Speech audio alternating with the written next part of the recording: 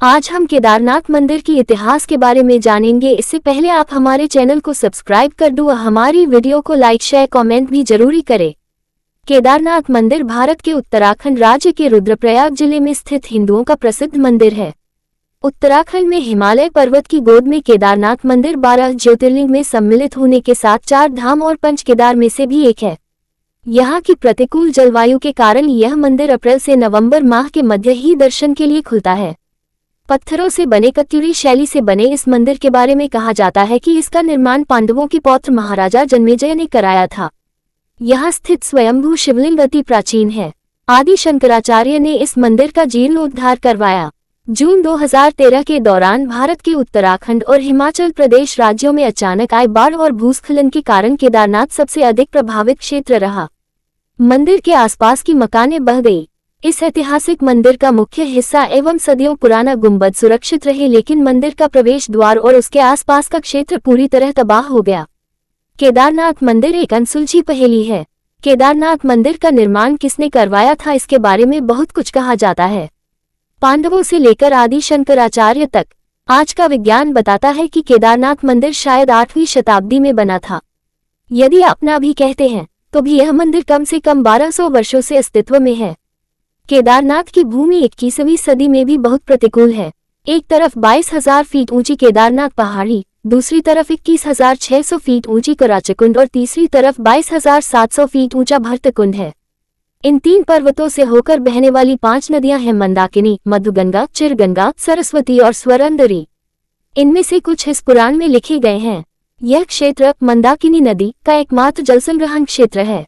यह मंदिर एक कलाकृति है। कितना बड़ा असंभव कार्य रहा होगा ऐसी जगह पर कलाकृति जैसा मंदिर बनाना, जहां ठंड के दिन भारी मात्रा में बर्फ हो और बरसात के मौसम में बहुत तेज गति से पानी बहता हो।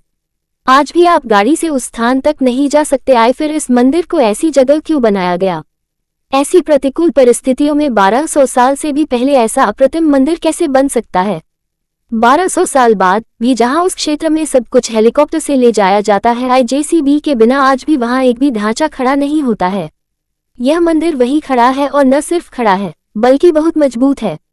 हम सभी को कम से कम एक बार यह सोचना चाहिए। वैज्ञानिक अनुमान लगाते हैं कि यदि मंदिर 10वीं शताब्दी में पृथ्वी पर होता तो यह हिमयुग की एक छोटी अवधि में होता। Wadia institute of geology, Dehradun ने केदारनाथ मंदिर की चट्टानों पर लिग्नोमेटिक डेटिंग का परीक्षण किया। ये पत्थरों के जीवन की पहचान करने के लिए किया जाता है। परीक्षण से पता चला कि मंदिर 14वीं सदी से लेकर 17वीं सदी के मध्य तक पूरी तरह से बर्फ में दब गया था। हालांकि मंदिर के निर्माण में कोई नुकसान नहीं हुआ। 2013 में केदारनाथ में आए विनाशकारी बाढ़ को सभी ने देखा होगा। इस दौरान औसत से 375% अधिक बारिश हुई थी। आगामी बाढ़ में 5,748 लोग, सरकारी आंकड़े, मारे गए और 4,200 गांवों को नुकसान पहुंचा। भारतीय वायुसेना ने 1,10,000 से ज्यादा लोगों को एयरलिफ्ट किया। सब कुछ ले जाया गया, लेकिन इतनी भीषण बाढ़ में भी केदारनाथ मंदिर का पूरा ढांचा जरा भी प्रभावित नहीं हुआ।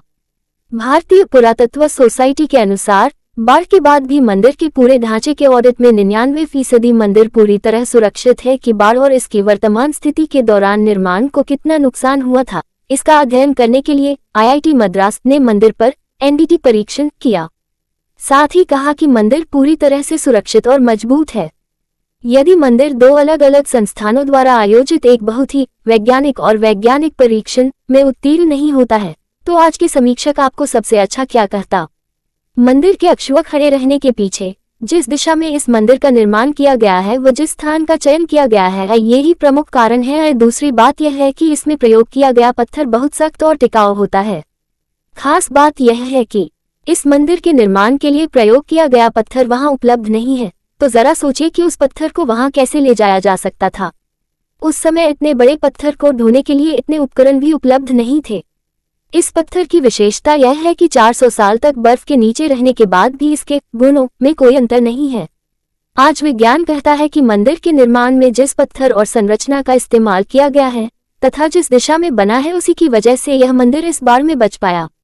केदारनाथ मंदिर उत्तर दक्षिण के रूप में बनाया गया है, जबकि भारत में लगभग सभी मंदिर पूर्व पश्चिम हैं।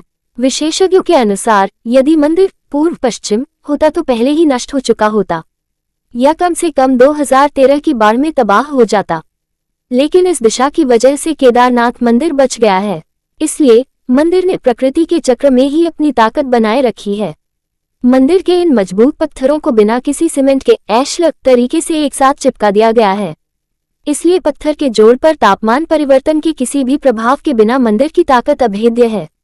टाइटैनिक के डूबने के बाद पश्चिमी लोगों ने महसूस किया कि कैसे एनडीटी परीक्षण और तापमान ज्वार को मोड़ सकते हैं। लेकिन भारतीय लोगों ने ये सोचा और यह 1200 साल पहले परीक्षण किया है। क्या केदारनाथ उन्नत भारतीय वास्तुकला का ज्वलंत उदाहरण नहीं है? 2013 में मंदिर के पिछले हिस्से में एक बड़ी चट्टान फंस गई और पानी की धार विभाजित हो गई। आए मंदिर के दोनों किनारों का तेज पानी अपने साथ सब कुछ ले गया, लेकिन मंदिर और मंदिर में शरण लेने वाले लोग सुरक्षित रहे आए, जिन्हें अगले दिन भारतीय वायुसेना ने एयरलिफ्ट किया था।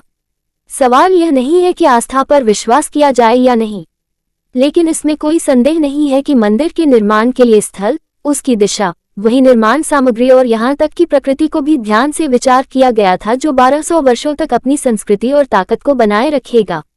हम पुरातन भारतीय विज्ञान की भारी यत्न के बारे में सोचकर दंग रह गए हैं। आयशिला, जिसका उपयोग 6 फुट ऊंचे मंच के निर्माण के लिए किया गया है, कैसे मंदिर स्थल तक लाई गई है। आज तमाम बाढ़ों के बाद हम एक बार फिर केदारनाथ के उन वैज्ञानिकों के निर्माण के आगे नतमस्तक हैं, जिन्हें उसी भव्यता के साथ 12 ज्योतिर्लिंगों में सबसे ऊंचा होने का सम्मान मिलेगा। यह एक उदाहरण है कि वैदिक हिंदू धर्म और संस्कृति कितनी उन्नत थी। उस समय हमारे ऋषि मुनियों यानी वैज्ञानिकों ने वास्तुकला, मौसम विज्ञान, अंतरिक्ष विज्ञान, आयुर्वेद में काफी तरक्की की थी।